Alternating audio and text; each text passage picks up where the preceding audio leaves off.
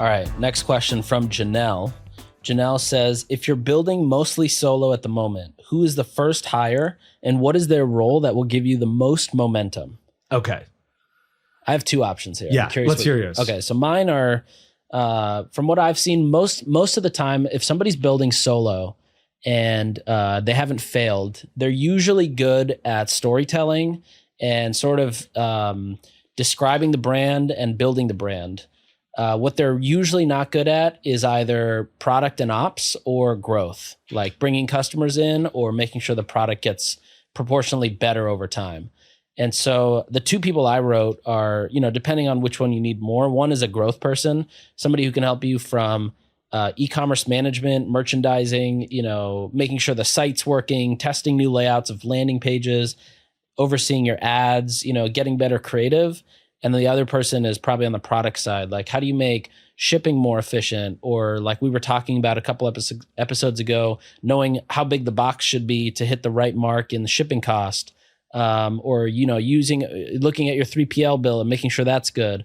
Or just making sure you're getting samples far out in advance so that, you don't get stuck with Chinese New Year when it's time to place your order. Yeah, I think that's the exact right answer. I would add one caveat to that, which was, at Native, our first 4 hires were customer service people. Yeah. And, but I think that you're right about a lot of that.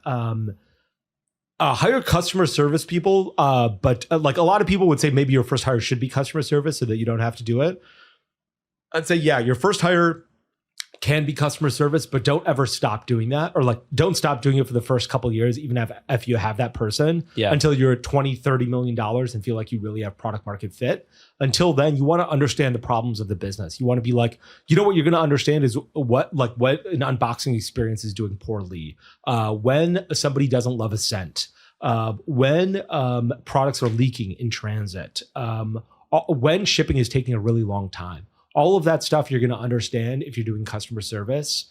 And a lot of times, if you either you outsource that or make a really junior hire for that, those people may not have the confidence or courage to come to you and say, hey, look, I think there's a problem in the business. Mm-hmm. And I found that a lot. Sometimes I'd be like, I think we're out of stock on something. And we'd be like, yeah, we are out of stock. And I'm like, how has nobody told me this? Yeah. What is going on here? Yeah. And I think it's really important to foster a culture of hey, you should be able to communicate even with problems. For sure. Problems you've created, no problem.